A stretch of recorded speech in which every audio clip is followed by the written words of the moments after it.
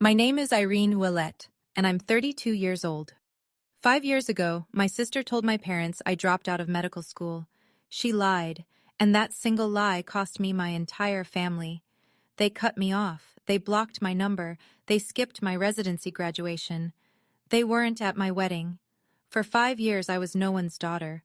Then last month, my sister was rushed into the emergency room, bleeding, unconscious, dying. The trauma team paged the chief surgeon. The doors opened, and when my mother saw the name on the white coat walking toward her daughter's stretcher, she grabbed my father's arm so hard it left bruises. Before we get into this, please take a moment to like and subscribe, but only if this story truly resonates with you. And drop your location and local time in the comments.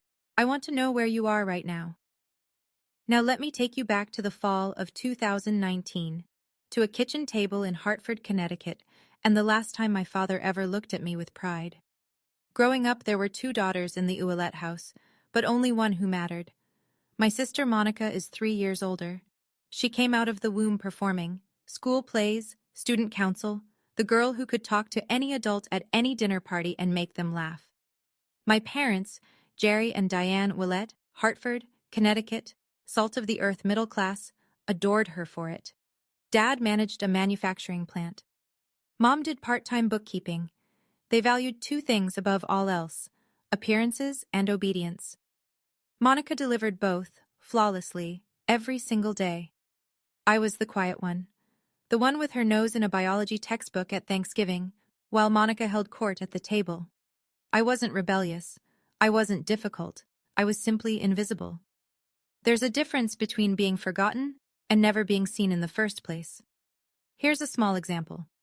8th grade, I made it to the state science fair, the only kid from our school. Same weekend, Monica had a community theater performance. One guess where my parents went. When I came home with a second-place ribbon, Dad glanced at it and said, "That's nice, Reenie." He didn't ask what my project was about. He never did. I told myself it didn't hurt. I told myself I didn't need the attention. I poured everything into my grades, my AP classes, my applications. I figured if I couldn't be the daughter they noticed, I'd be the daughter they couldn't ignore. And for one brief, shining moment, I was. The day I got accepted into Oregon Health and Science University's medical program, 3,000 miles from Hartford, something shifted. For the first time in my life, my father looked at me, really looked at me, and said 5 words I'd waited 18 years to hear. But I'll get to that. First, you need to understand what Monica did when she realized the spotlight was moving. The acceptance letter came on a Tuesday in April. I remember because Monica was visiting for the weekend.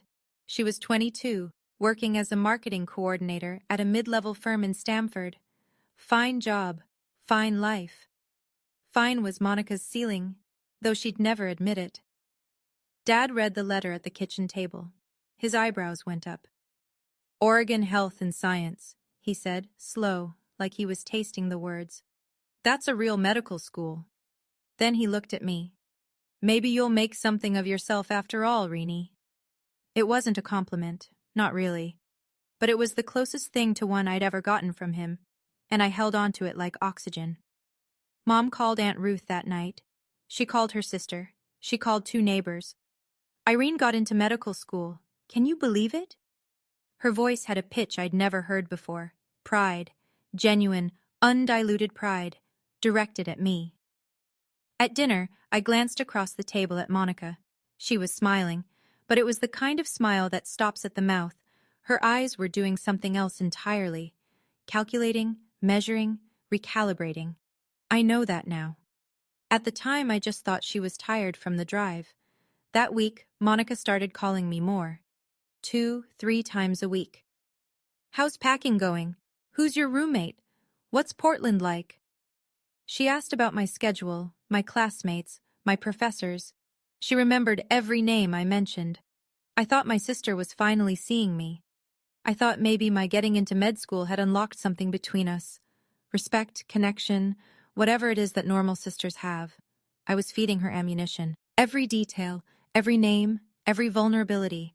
And I handed it all over with a grateful smile. Third year of medical school. That's when everything cracked open.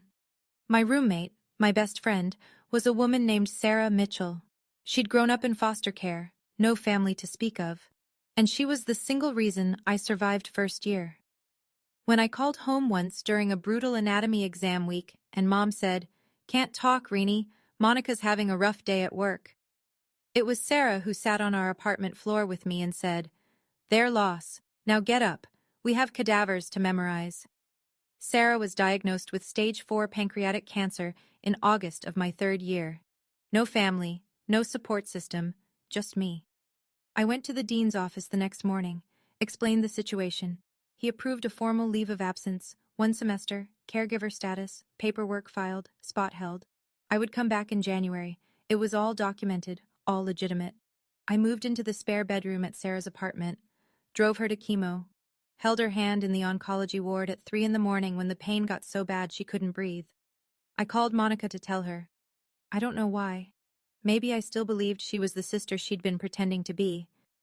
I told her about Sarah, about the leave, about the plan to return in the spring. Monica's voice was syrup. "Oh my God, Reenie, I'm so sorry. Take all the time you need. I won't say a word to Mom and Dad. I know they'd just worry." 3 days later, she called our parents. I don't know the exact words she used that night. I wouldn't learn the full scope of her lie until 5 years later, when it unraveled in the one place none of us expected. But the damage was instant. The call came at 11 at night. I was sitting in a plastic chair next to Sarah's hospital bed. She'd had a bad reaction to the latest round of chemo, and they'd admitted her overnight. My phone lit up. "Dad, your sister told us everything." His voice was flat, arctic. The dropping out, the boyfriend, all of it. "Dad, that's not—" "Don't. Monica showed us the messages. She showed us proof." I pressed my hand against the wall to steady myself. "What messages? What proof?" "Dad, I'm sitting in a hospital right now. I'm taking care of my friend. Monica said you'd say exactly that." A pause. "She said you'd have a story ready." My mother got on the line. Her voice was shaking. "How could you lie to us for a whole year, Irene?" "Mom, please, listen to me. I filed a leave of absence. I can show you the paperwork. I can give you the dean's number." "Enough." Dad again. "Don't call this house until you're ready to tell the truth. You've embarrassed this family enough." The line went dead. I sat on that hospital floor for 20 minutes. Sarah's IV beeped on the other side of the curtain. My phone screen still showed the call duration, 4 minutes and 12 seconds. That's how long it took my parents to erase me. 20 minutes later, a text from Monica. "I'm sorry, Reenie. I had to tell them. I couldn't keep your secret anymore." She wasn't sorry. She'd just executed the most precise strike of her life, and she'd done it with a broken heart emoji as a signature. I was 3,000 miles from Hartford. I had $46 in my checking account, and I had just become no one's daughter. I tried. I need you to know that. I tried everything I could from 3,000 miles away with no money and a dying friend in the next room. Over the next 5 days, I called my parents 14 times. The first 3 went to voicemail. By the 4th, Dad's number was blocked. Mom blocked me 2 days later. I sent 2 emails, one short, one long. The long one had my leave of absence paperwork attached as a PDF. I included the dean's direct phone number. I included Sarah's oncologist's name. I gave them every piece of evidence a reasonable person would need. Neither email got a response. I wrote a handwritten letter. Mailed it priority from Portland. 5 days later, it came back. Returned to sender, unopened. I recognized my mother's handwriting on the envelope.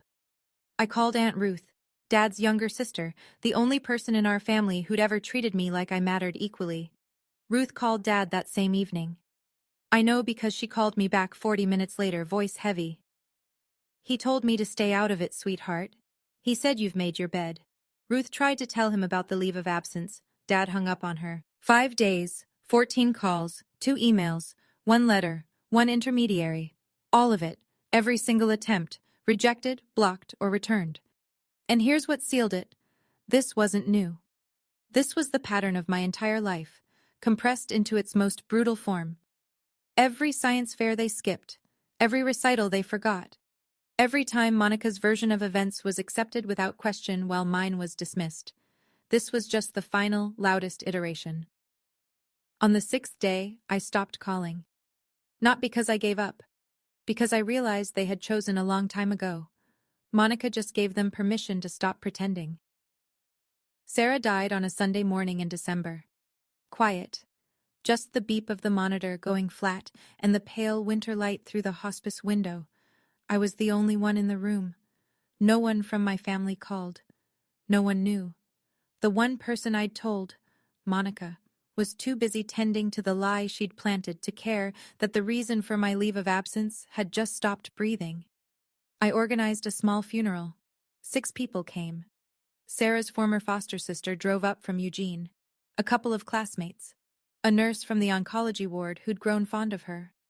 I stood at the front of a chapel that could hold 60 and read a eulogy to rows of empty pews. I didn't cry, not because I wasn't broken, because I'd been crying for 3 months straight, and there was nothing left. That night, I sat alone in Sarah's apartment, our apartment. Her coffee mug was still on the counter, her jacket still hung by the door. I opened my laptop and stared at the application to re-enroll for the spring semester. Then I found it. Tucked inside Sarah's copy of Grey's Anatomy, our running joke, she'd bookmarked the chapter on the pancreas with a yellow sticky note that said, "Rude," was a card. Her handwriting, shaky but deliberate. "Finish what you started, Irene. Become the doctor I know you are. And don't you dare let anyone, especially your own blood, tell you who you are." She'd written it weeks before she died. She knew she wouldn't be there when I needed the push. I closed the laptop, opened it again, filled out the re-enrollment form. 2 options, crumble or climb. I chose to climb, not for my parents, not for revenge, for Sarah, and for the version of myself she believed in. I went back in January. No family support, no safety net. I picked up extra student loans, took a part-time research assistant position, and ate hospital cafeteria leftovers more times than I'll ever admit. Medical school doesn't care about your personal life. Anatomy exams don't pause because your family disowned you. 12-hour clinical rotations don't get shorter because you cried in the supply closet at 2 in the morning. So I stopped crying and started working. I worked like my life depended on it, because in a way, it did. I graduated on time. No one from Hartford came. I matched into a surgical residency at Mercy Crest Medical Center, back on the East Coast, a Level 1 trauma center, one of the busiest in Connecticut. That's where I met Dr. Margaret Thornton. Maggie. 58 years old, chief of surgery emeritus, built like a steel cable wrapped in a lab coat. She became the mentor I desperately needed, and the mother figure I'd lost. 3rd year of residency, I met Nathan Caldwell. He was a civil rights attorney doing pro bono work at a community clinic near the hospital. Calm eyes, dry humor. The first person I told the full story to who didn't flinch, didn't pity me, didn't try to fix it. He just listened. Then he said, "You deserve better." 4 words. That was enough. We got married on a Saturday afternoon in Maggie's backyard. 30 guests. Nathan's father walked me down the aisle. I'd sent an invitation to Hartford. It came back the way my letter had, unopened. Aunt Ruth was there, though. She cried enough for 2 parents. After the ceremony, Maggie handed me a sealed envelope. "A nomination," she said. "Don't open it yet, you're not ready." I tucked it in my desk drawer without asking questions. 5 years passed.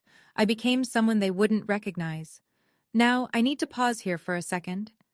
If you've ever been in a situation where your family refused to hear your side, where the truth didn't matter because someone else's lie was louder, drop a fire in the comments. And if you think my parents are going to regret this, type karma. Let's keep going. Because what happened next, even I didn't see it coming.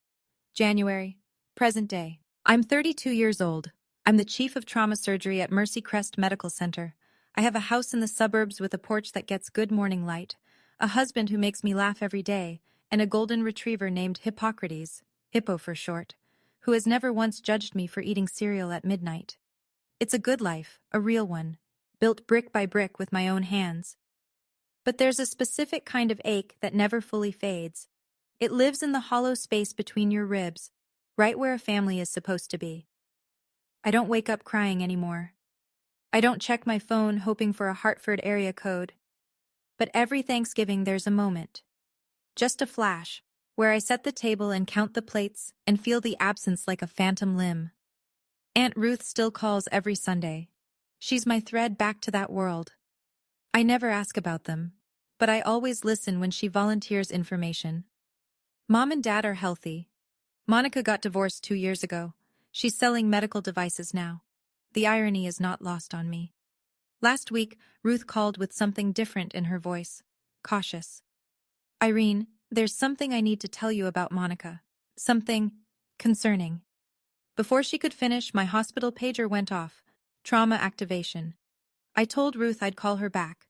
I never got the chance, because what Ruth was trying to tell me was already on its way, hurtling down I-91 at 60 miles an hour in a sedan that was about to run a red light, and within the hour, the thing Ruth was warning me about would be lying on my operating table, bleeding out, with my parents in the waiting room and my name on the chart.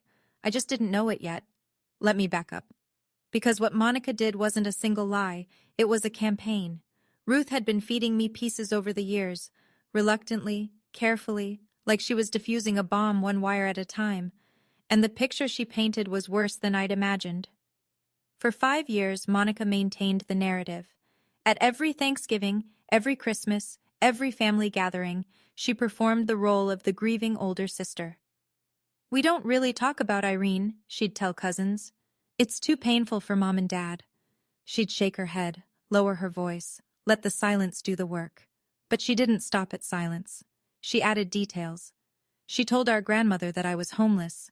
She told Uncle Pete's wife that she'd heard from mutual friends I was in and out of rehab. She told our mother, on Christmas Eve 2 years ago, that she had tried to reach out to me and I had refused, that I was the one who cut them off. She flipped the entire story.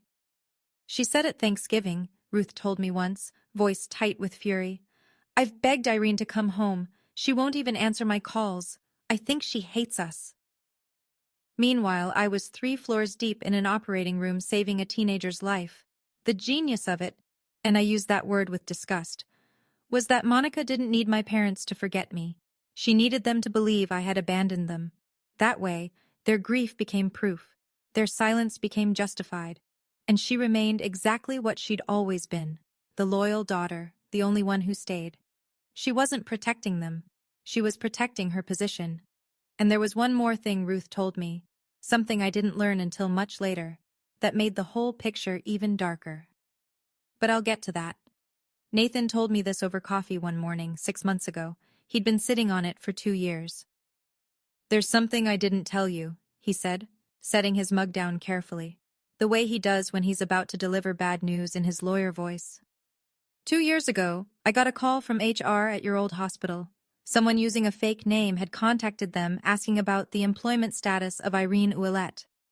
They wanted to know if you'd ever been disciplined, if your credentials were legitimate. I stared at him. Who? I had a colleague trace the inquiry. The IP address came back to Hartford. The kitchen went very quiet. Ipo's tail thumped against the floor. The coffee maker hissed. "She was trying to find something," I said. "Anything," Nathan confirmed.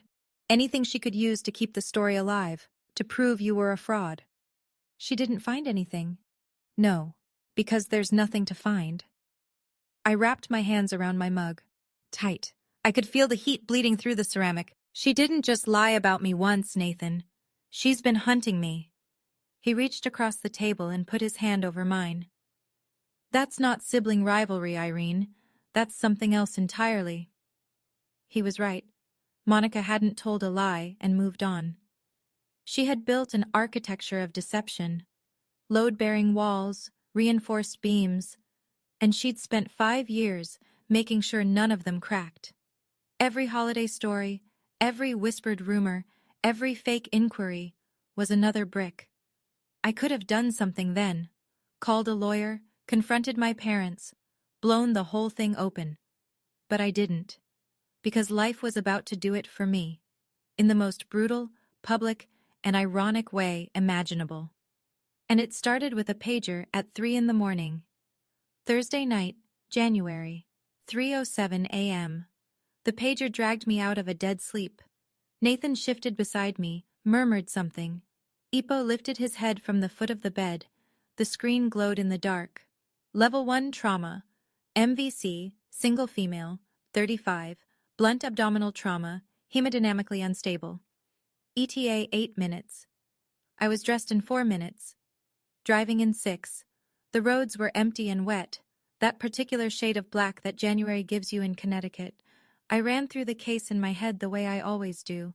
Mechanism of injury, probable organ involvement, surgical options, motor vehicle collision, blunt abdominal trauma, unstable vitals, likely splenic rupture, possible liver laceration. I'd done this surgery 100 times. I badged in through the ambulance bay entrance and walked straight to the trauma bay. My team was already assembling. 2 residents, a trauma nurse, anesthesia on standby. I picked up the intake iPad from the charge nurse's station and swiped to the incoming patient chart. Patient, Monica D. Ouellette, DOB, March 14, 1990. Emergency contact, Gerald Ouellette, father. I stopped walking. The hallway noise, the beeping, the intercom, the squeak of shoes on linoleum, it all pulled back like a tide. For 2 seconds, maybe 3, I wasn't a surgeon. I was a 26-year-old sitting on a hospital floor in Portland, phone still warm in my hand, listening to a dial tone. Dr. Ouellette? My charge nurse, Linda, appeared at my shoulder. You okay? I looked up, blinked, set the iPad down. I'm fine. Prep Bay 2, and page Dr. Patel. I want him on standby. The ambulance siren wailed in the distance, getting closer, and behind that ambulance, I knew, before I could see them, were 2 people I hadn't faced in 5 years. The ambulance doors cracked open and the stretcher came fast. Monica was strapped down, unconscious, oxygen mask fogging with shallow breaths, blood on her shirt, one hand hanging limp off the side rail. The paramedics rattled off numbers, blood pressure dropping, heart rate climbing, 2 large-bore IVs running wide. Behind them, running, came my parents. My mother looked like she'd aged a decade, hair thinner, face drawn. She was in a bathrobe, slippers on the wrong feet. My father was in a flannel and jeans, thrown on in a panic. His face was the color of old paper. "That's my daughter," he shouted past the triage nurse. "Where are they taking her? I need to talk to the doctor in charge." The nurse, a woman named Carla I'd worked with for 3 years, put both hands up. "Sir, family needs to wait in the surgical waiting area. The trauma team is already here. The chief is handling this personally." "The chief?" Dad grabbed Carla's arm. "Get me the chief, now." Carla glanced through the glass partition toward the trauma bay. She looked at me, gowned, gloved, my badge hanging from my scrub top. She read the name, read it again. Her eyes went wide for just a fraction of a second. I gave a small shake of my head. "Not now." Carla composed herself. "Sir, the chief is prepping for surgery. You'll be updated as soon as possible. Please, the waiting room is this way." My parents were led down the hall. Mom was whispering prayers, hands clasped so tightly her knuckles were white. Dad kept turning back, looking through every window he passed. "She's all we have," he said to no one in particular. "Please, she's all we have." I heard it through the partition glass. Every word. She's all we have. As if I had never existed. I stepped into the scrub room alone. 30 seconds. That's all I allowed myself. I turned on the faucet, let the water run hot over my hands, looked at myself in the stainless steel mirror above the sink. Distorted, warped. The way everything felt right now, scrub cap on, badge visible. The face of a woman who had been surgically removed from her own family tree, now being asked to surgically save the woman who held the saw. Part of me wanted to walk out, call Patel, let someone else carry this. Let my parents owe their daughter's life to a stranger, not to me. That would be cleaner, simpler. But there was a woman on that table with a ruptured spleen and what looked like a grade 3 liver laceration. She was losing blood faster than we could replace it. She was going to die in the next 30 to 40 minutes if the best surgeon in this building didn't operate, and the best surgeon in this building was me. I paged Patel directly.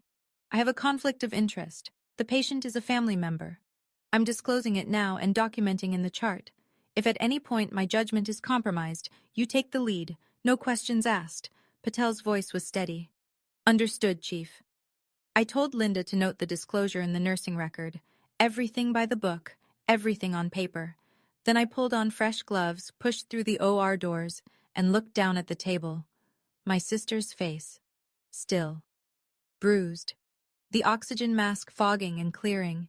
She looked smaller than I remembered. Thinner. There were worry lines around her eyes that hadn't been there 5 years ago. For 3 seconds, she wasn't the woman who destroyed my life. She was a body on my table, and that was exactly how I needed her to be. Let's go, scalpel. 3 hours and 40 minutes. That's how long it took to rebuild what the steering column and the red light had torn apart. Ruptured spleen. We took it out. Grade 3 liver laceration. We repaired it with precision sutures, layer by painstaking layer.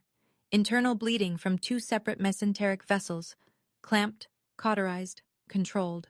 I didn't speak unless I needed to. Suction, clamp, lap pad, retract. My hands moved the way they've been trained to move. Steady, deliberate, fast when speed mattered and slow when precision mattered more. The residents watched. They always watched during my cases, and I could feel their attention sharpen when the liver repair got tricky. I didn't falter. I couldn't afford to. At 6:48 a.m., I placed the final closing stitch. Monica's vitals were stable. BP normalized. Output clear. She was alive. Dr. Patel, who'd been standing silently in the corner the entire time, pulled his mask down. "Irene," he said quietly, "that was flawless. You want me to talk to the family?" I peeled off my gloves, dropped them in the bin, washed my hands. Automatic, methodical, the same way I'd done it 10,000 times before. "No," I said. "This one's mine." I caught my reflection again in the scrub room mirror. Same face, same badge. But something had shifted. For 5 years, I'd been the daughter who disappeared. Now I was the surgeon who'd just pulled her sister back from the edge of death. Those two facts were about to collide in a waiting room 40 feet away, in front of my entire night shift team. I straightened my scrub top, checked my badge, took one breath. Then I walked toward the waiting room. The hallway had never felt so long. The waiting room had that fluorescent hush that hospitals get at 7 in the morning. 2 other families were scattered in the far corners. A television murmured weather reports to no one. And in the center row, sitting rigid, sleepless, terrified, were my parents. I pushed through the double doors, still in my surgical scrubs, mask pulled down around my neck. Scrub cap off now, hair pulled back. My badge hung at chest level, printed in clean block letters anyone could read from 6 feet away. Dr. Irene Ouellette, MD, FACS, Chief of Trauma Surgery. Dad stood first. He always stood first. It was a reflex, the need to be in charge. "Doctor, how is she? Is Monica—" He stopped. His eyes had dropped to my badge, then rose to my face, then dropped to the badge again. I watched the recognition move through him like something physical, a tremor that started in his hands and climbed to his jaw. Mom looked up a half-second later. Her lips parted. No sound came out. Her right hand shot to Dad's forearm and clamped down, fingers digging into the flannel of his sleeve with a force that I would later learn left 4 bruises shaped like fingertips. 5 seconds of silence. 5 seconds that held 5 years. I spoke first. Calm, clinical. The same voice I used to address every family in this room. "Mr. and Mrs. Ouellette, I'm Dr. Ouellette, Chief of Trauma Surgery. Your daughter Monica sustained a ruptured spleen and a grade 3 liver laceration in the accident. Surgery was successful. She's stable and currently in the ICU. You'll be able to see her in approximately 1 hour. Mr. and Mrs. Not Mom and Dad." I watched that land. I watched it cut. Behind me, through the glass partition, Linda and 2 nurses were watching. They knew. By the look on their faces, they'd already put it together. My mother moved first. She took a step toward me, arms lifting, a sob already breaking through her chest. "Irene? Oh my God. Oh my God. Irene." I stepped back. Half a step. Polite. Unmistakable. She froze. Her hands hung in the air between us. Then slowly, painfully, dropped to her sides. Dad's voice came out like gravel dragged over concrete. "You're a doctor." "I am." "You're the chief." "I am." "But Monica said—" "Monica said what exactly?" He closed his mouth, opened it, closed it again. I could see the machinery of his mind trying to reassemble 5 years of certainty that was crumbling in real time. Mom was crying now. Not quietly. "We thought you dropped out. She told us you were, she told you I dropped out. That I had a boyfriend with a drug problem. That I was homeless. That I refused to contact you." I kept my voice level. No shaking. No tears. I had rehearsed this moment 1,000 times in the shower, in the car, in the dark before sleep. I never thought it would happen in surgical scrubs under fluorescent lights. None of it was true. Not a single word. Through the glass behind me, I could see Carla press a hand to her mouth. A resident, Dr. Kimura, second year, looked away, jaw tight. Linda set down her clipboard and stared. Dad tried to redirect. Old instinct. "This isn't the time or place, Irene. Your sister is in the ICU. "I know. I just spent 3 hours and 40 minutes making sure she survives. So yes, Dad. I'm aware of where she is." He had nothing. For the first time in my life, my father, a man who had never been at a loss for a decree, had absolutely nothing. The silence was doing the work I never could. 5 years of blocked calls, returned letters, ignored emails, none of it had made a dent. But standing here, alive and accomplished and wearing the proof on my chest, that was louder than anything I could have written in a letter. Mom reached for the back of a chair to steady herself. "The letters," she whispered. "You said you sent letters." 2 emails with my leave of absence paperwork attached. 1 handwritten letter, mailed priority. You sent it back unopened. I recognized your handwriting on the envelope. She pressed her fist against her mouth. Dad stared at the floor. "I called 14 times in 5 days. I asked Aunt Ruth to talk to you. You told her to stay out of it." I wasn't accusing.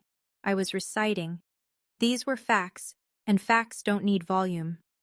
Then Linda appeared at the door. She didn't know the full story.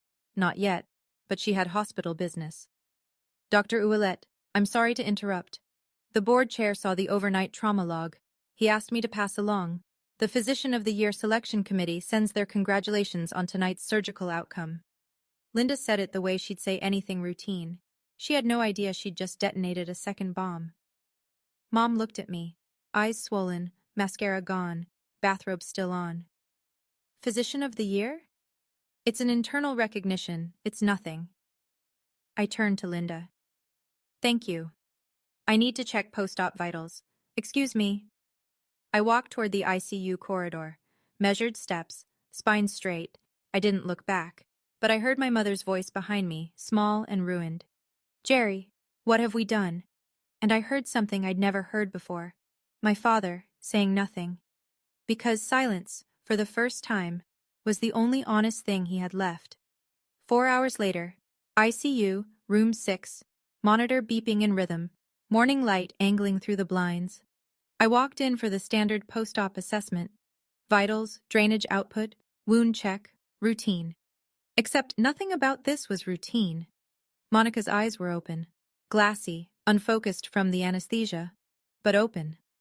She blinked at the ceiling, blinked at the IV pole. Then her gaze tracked sideways to me. She squinted. Read my badge. Read it again. The color drained from her face in a way I've seen before, but only in patients who've just been told their prognosis is bad. "Irene." Her voice was sandpaper. "Good morning, Monica.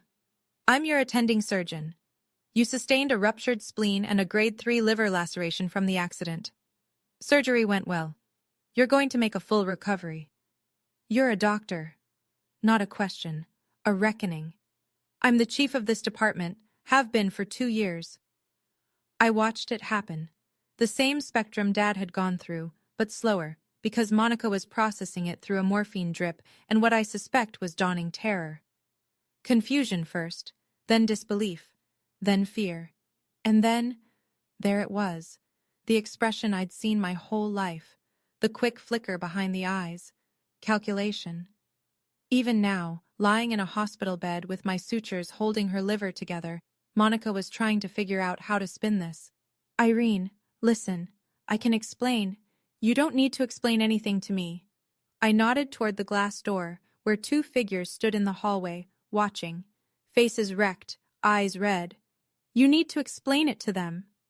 I updated her chart, checked the drain, left without another word. I didn't stay to hear what happened next, but the entire ICU floor heard it. Monica's room wasn't soundproof, and neither was the truth. Okay, I have to stop here for a second. What do you think Monica told my parents when they walked into that ICU room? Option A. She finally tells the truth. Option B. She doubles down on the lie. Option C. She plays the victim, again. Drop your answer in the comments. And if you haven't subscribed yet, now is the time. Because the next part of this story is where everything comes crashing down. I learned what happened from Linda, who heard it from the ICU nurse, who heard it through the glass. If you guessed option C, congratulations. You know my sister. The moment my parents walked in, Monica started crying. Big, heaving sobs that pulled at her stitches and made the heart monitor spike. Mom, Dad, you have to believe me. I never meant for it to go this far. I was scared for her. Dad stood at the foot of the bed. His voice was barely controlled. Monica, Irene is a surgeon. She's the chief of trauma surgery at this hospital. I didn't know that. She said she sent letters, emails. She called 14 times. She asked Ruth to intervene. Mom's voice was flat, hollow. Is that true? She's exaggerating. You know how Ruth tried to tell us. Dad again, and this time his voice cracked. Not from sadness, but from the structural failure of everything he'd believed for 5 years. 2 years ago, Ruth called and said Irene was in residency. A surgeon. You told us Ruth was lying, that she was just trying to cause drama. Ruth doesn't know the whole story. What is the full story, Monica? Mom, screaming. In an ICU, the nurse at the station outside flinched. 2 rooms down, a patient's visitor looked up from their phone. And Monica, backed into a corner, IVs in both arms, my sutures in her abdomen, did what she always does. She pivoted from defense to offense. Fine, she's a doctor. Good for her. But she abandoned this family. She never called. Because we blocked her number, Monica. Dad's hand was on the bed rail, knuckles white. Because you told us to. The heart monitor beeped. The IV dripped. And Monica, for perhaps the first time in her adult life, had no script. Aunt Ruth walked into the ICU at 9:45 that morning. I'd called her from the scrub room after surgery, not to summon her as a weapon, but because Monica was her niece, too, and Ruth deserved to know. But Ruth came prepared. 5 years of silence will do that to a woman with a filing system and a long memory. She didn't sit down, didn't hug anyone. She stood in the middle of that room and said, I've been waiting 5 years to have this conversation, and I'm not waiting 1 more minute. She pulled out her phone, opened a folder she'd labeled, I found out later, Irene, proof. Inside, screenshots of every email I'd sent my parents in those first desperate days. The PDF of my leave of absence from OHSU, signed by the dean, stamped with the registrar's seal. My re-enrollment confirmation. A photo of my residency graduation, me in a cap, holding the diploma. Aunt Ruth next to me, the only family member in the frame. She held the phone out. Mom took it with trembling hands. And here, Ruth said, swiping to a text thread. This is from Monica, sent to me 4 years ago. She read it aloud. Don't tell Mom and Dad about Irene's residency. It'll just confuse them. They're finally at peace. The room went still. Monica stared at the ceiling. Her jaw was set, but the calculation was gone from her eyes. What replaced it was something I'd never seen there before, the look of someone who's run out of rooms to hide in. You told me to keep quiet for the family's sake, Ruth said, looking straight at Monica. But this family hasn't had peace. It's had a 5-year blackout. Ruth turned to my parents. And you two, you let this happen, not because you didn't love Irene, but because loving Monica was easier. Nobody argued. There was nothing left to argue with. Mom sank into the chair beside Monica's bed, but she wasn't looking at Monica anymore. She was scrolling through Ruth's phone, reading my emails one by one. Her lips moved as she read. She stopped on the last one, the one I'd sent the night before my residency graduation. I know what it says. I've reread it 100 times in my own sent folder. Mom, I don't know if you'll read this. I graduated from residency today. I wish you were here. I'm still your daughter. I never stopped being your daughter. Mom doubled over in the chair. Not crying. It was beyond that. It was the sound of someone meeting the full weight of a mistake they can never undo. Dad stood at the window, his back to the room, his shoulders shaking. Aunt Ruth told me later it was the first time she had ever seen her older brother cry. In 62 years, not once. Not at their mother's funeral. Not when his business nearly went under. Not ever. He cried now.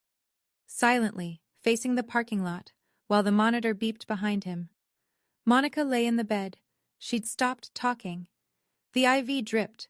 Her eyes were fixed on a point on the ceiling. There was nothing left to perform, no audience that would believe her. The persona she'd worn for 35 years was lying in pieces on the linoleum, and no amount of charm or tears or clever reframing was going to put it back together. You missed her wedding, Jerry. Ruth's voice was quiet now, spent. Nathan's father walked her down the aisle. Do you understand what that means?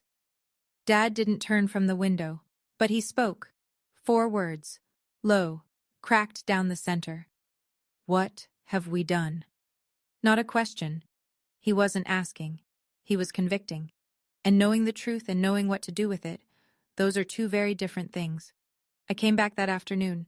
End of my shift. 22 hours since the pager woke me. But who's counting?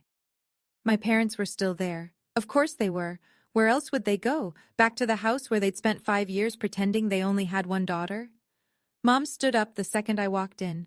Her face was swollen, eyes nearly shut from crying. Irene, baby, I'm so sorry. I held up my hand, gently, but firm. I hear you, and I believe you're sorry, but sorry is a word. It's a starting place, not a finish line. What I need is time. Dad turned from the window. He looked like he'd aged 5 years since this morning. We want to make this right. Then you need to understand something. I kept my voice even. This wasn't anger. This was clarity.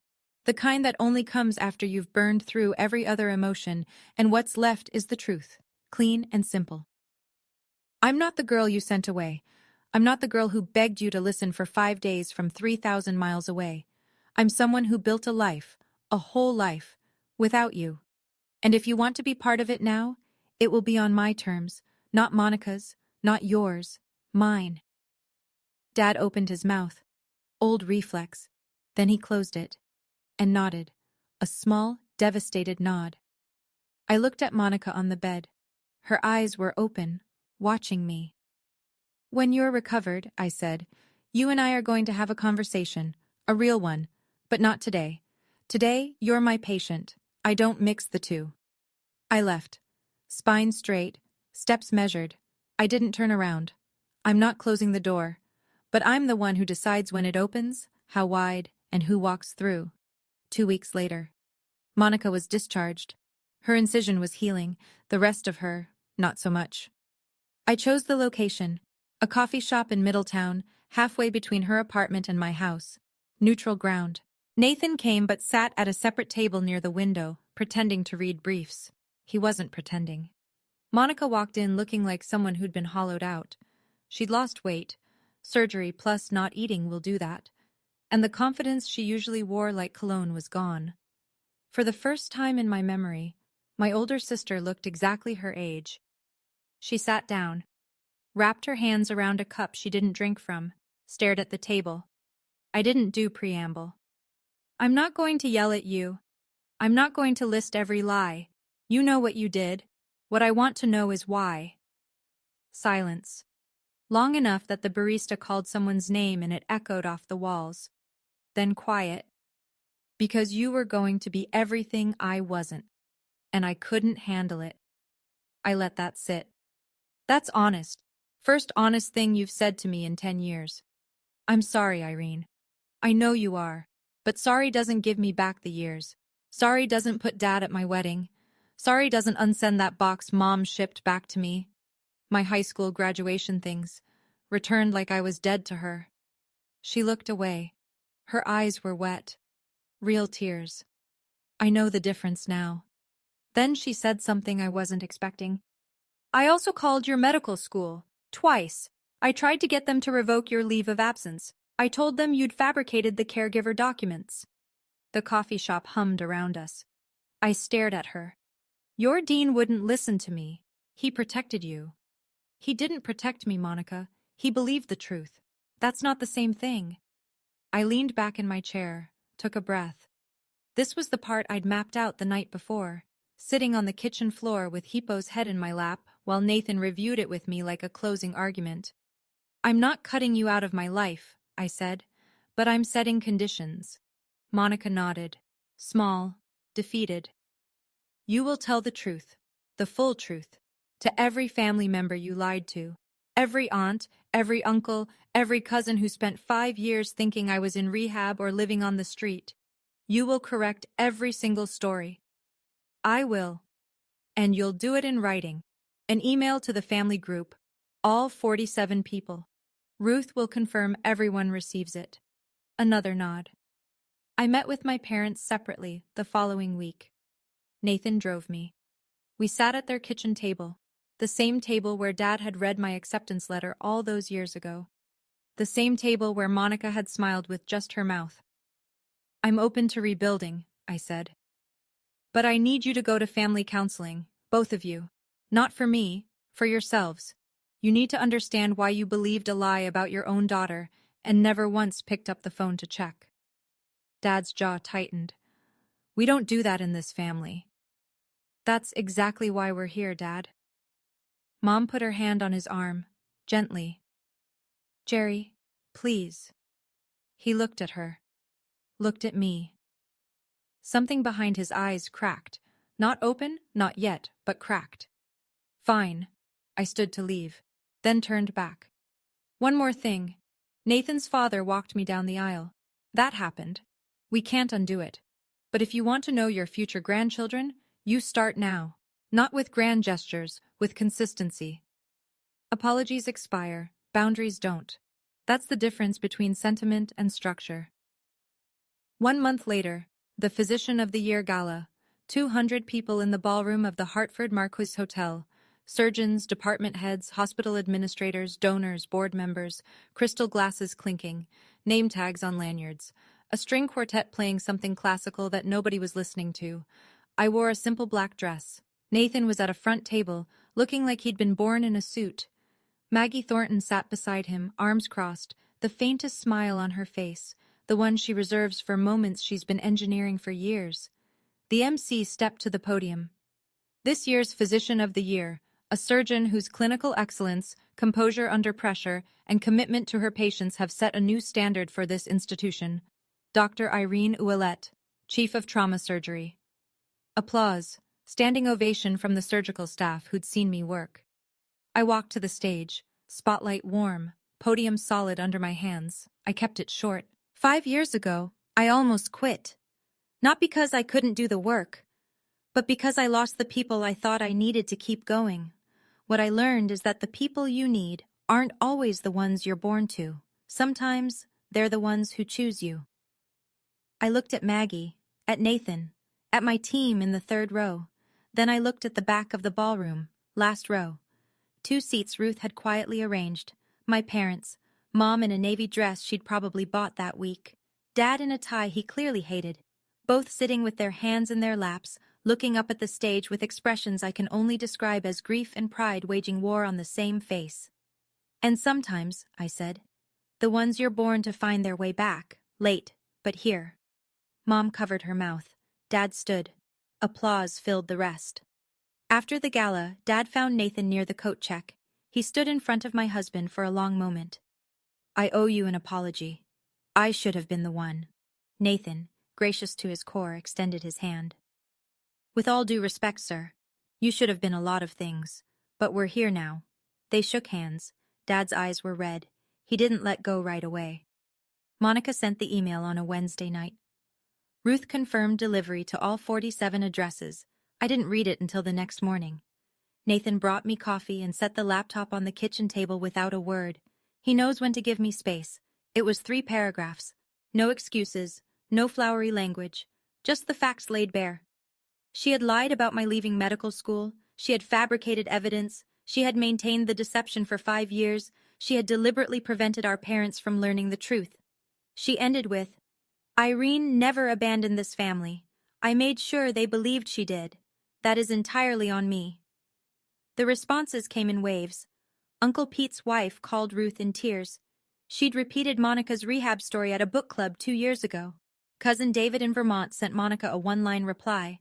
"I don't know who you are anymore." Our grandmother, Nana June, 89, the matriarch who'd stopped asking about me at Thanksgiving because Monica told her it was too painful, called me directly. "I'm 89 years old," she said, her voice paper-thin but furious.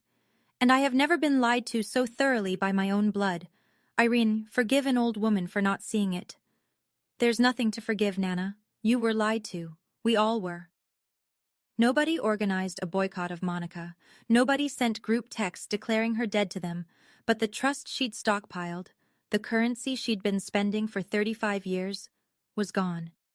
You could feel it in the silence after her email, in the replies that didn't come, in the invitations that quietly stopped arriving. No one punished Monica. They just stopped believing her. And for someone who'd built her entire identity on being believed, that was punishment enough. My parents started counseling in February. A therapist in West Hartford named Dr. Renna, calm, direct, the kind of woman who doesn't let you dodge a question. Mom took to it immediately. She'd been carrying the weight of her passivity like a stone in her coat pocket, and the first time Dr. Renna named it, enabling through silence, Mom broke down in the office and didn't stop crying for 40 minutes. That's what Ruth told me. I wasn't there. It wasn't my session to witness. Dad struggled. He went. He sat in the chair. He answered questions in as few words as possible. Dr. Renna told him, Ruth relayed, that his need to be right, his refusal to revisit a decision once it was made, had been the load-bearing wall of this entire disaster. Monica provided the lie, but Dad's pride cemented it into place. He didn't argue with her. That might have been the first sign of change. 3 weeks into counseling, Mom mailed me a letter, handwritten. The irony wasn't lost on either of us. "I failed you," she wrote. "Not just when I believed Monica, but every time I chose peace over fairness. Every time I let your father's temper decide what was true. Every time I saw you standing in the doorway, quiet and waiting, and told myself you were fine, because it was easier than admitting I wasn't brave enough to fight for you." I read it at the kitchen table. Ipo was asleep on my feet. Nathan was in the next room, pretending not to listen. I didn't cry, but I held that letter for a long time. Then I opened the drawer where I keep things that matter. Sarah's card, my returned letters, the wedding invitation that came back unopened, and I placed it inside. Same drawer, different side. Progress isn't always dramatic. Sometimes it's just rearranging what you carry. Monica started therapy too, her own. Separate from the family sessions. I know this because Ruth told me, and because Monica mentioned it, briefly, awkwardly, the second time we met for coffee. We've had 3 of these meetings now. Each one short, each one stiff, each one slightly more honest than the last. The first time, she stared at her hands and said nothing useful. The second time, she told me about the therapy. The third time, she said something that actually landed. "I don't expect you to forgive me. I don't even know if I deserve it. But I want you to know, I'm trying not to be that person anymore." I took a sip of my coffee, set it down. "Then show me." Words are cheap in this family. They always have been. "Show me with time." She nodded. Didn't push, didn't perform. That was new. Do I believe her? Honestly, I don't know. I've spent a lifetime reading Monica's performances, and I'm still not sure where her acting ends and her actual self begins. Maybe she's not sure either. Maybe that's what the therapy is for. But I believe in the possibility of change. That's all I can offer right now. She carries my surgical scar on her body. 7 inches. Left upper abdomen, fading from red to white over the coming year. Every time she gets dressed, every time she catches her reflection, she'll see the mark left by the sister she tried to erase. The sister who, when it mattered most, held a scalpel with steady hands and chose the oath over the anger. I carry her damage in my memory. 5 years of silence, lodged somewhere between my ribs. We're even. In the strangest, most painful way 2 sisters can be even. And maybe, with enough time, enough real, unglamorous, consistent time, we'll find our way to something that isn't even. Something better. Something new. I'm sitting in my office at Mercy Crest. It's late. The hallway outside is quiet. That particular stillness hospitals have after the last visitors leave and before the night shift energy kicks in. My nameplate is on the door. My diplomas are on the wall. Not because I need to see them, but because the residents do. On my desk, a framed wedding photo. Nathan, Maggie, Aunt Ruth, 30 guests, a backyard in October light. No parents in the frame, but on the bookshelf next to it, a new photo. Taken 3 weeks ago. Mom and Dad, standing on my front porch, coats on, looking slightly lost. Dad's hands are in his pockets. Mom is mid-smile, trying too hard but trying. It's awkward. It's imperfect. It's real. If you're watching this and you see yourself in my story, whether you're the one who was silenced or the one who did the silencing, I want to tell you something. The truth doesn't expire. It doesn't matter if it takes 5 days or 5 years. The truth has a patient way of showing up exactly when it's needed most. You can't rush it, but you can't outrun it either. I didn't get revenge on my sister. I didn't need revenge. I became someone who didn't need it. And that turned out to be the most devastating response of all. Not a scheme, not a plan. Just a life, lived fully, on my own terms. And if you're waiting for your family to see you, really see you, stop waiting. See yourself first. Build the life you deserve with the people who show up. And when the others finally turn around, let them find a door that you control. You decide when it opens. You decide how wide. You decide who walks through. That's not revenge. That's architecture. Sunday morning, first week of February. Light snow falling outside the kitchen window, the kind that doesn't stick but makes everything look like it's being gently forgiven. I'm making French toast.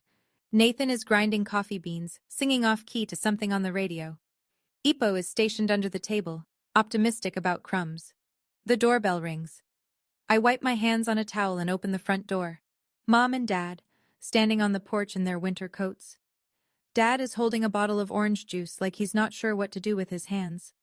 Mom has a tin of homemade cookies, her shortbread, the ones she used to make for every school event of Monica's, and none of mine. "Hi," Mom says, nervous, hopeful. "Come in," I say. "Coffee's almost ready." Dad steps inside, looks around the kitchen like he's cataloging everything, the house he's never been in, the life he almost never knew existed. He clears his throat. "Can I help with anything?" I look at him.